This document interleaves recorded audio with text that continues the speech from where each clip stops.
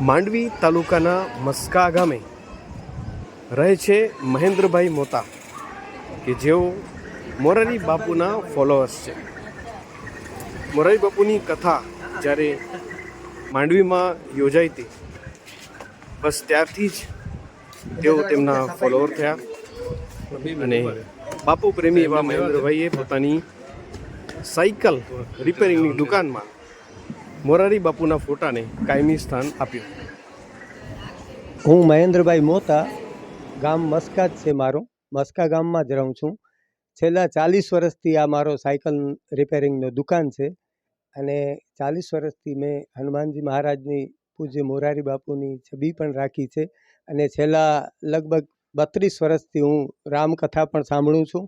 અને મને ઘણું જ આમાંથી મળ્યું છે, જે મારે ખૂબ જ જીવન ઉપયોગી થયું છે.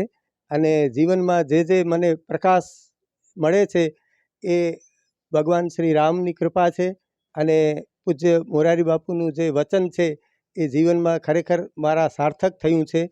જે પણ બોલે છે એ મને ખૂબ જ ગમે છે. અને જ્યાં જ્યાં કચ્છમાં કથા હોય છે એ કથા હું સાંભળવા અમે કુટુંબ સહિત જતા હોઈએ છીએ. અને એના ચરણમાં ખૂબ જ અમે શ્રદ્ધા અને પ્રેમ રાખ્યું છે.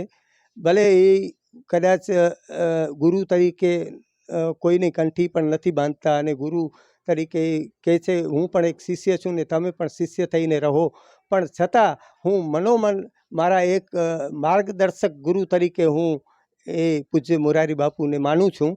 અને ખરેખર મારા જીવનમાં ખૂબ જ પ્રકાશ થયો છે. એટલે હું ખરેખર એ ગુરુદેવને હું હંમેશના માટે મારો જીવન પ્રપન્ન રહે અને પ્રસન્ન રહે, એના પાછળનું કારણ પૂજ્ય મોરારી બાપુ છે. જય સિયારામ.